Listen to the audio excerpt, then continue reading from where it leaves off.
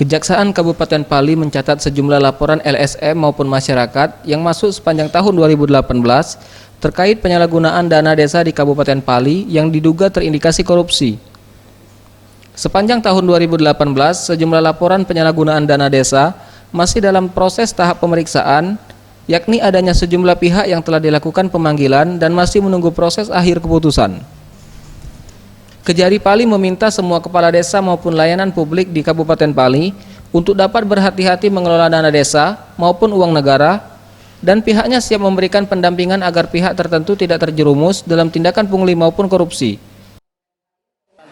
Penyalahgunaan dana desa ada beberapa yang kita sedang proses, kemudian kita masih mengumpulkan bukti-bukti. Mungkin nanti setelah itu kita akan tindak lanjuti.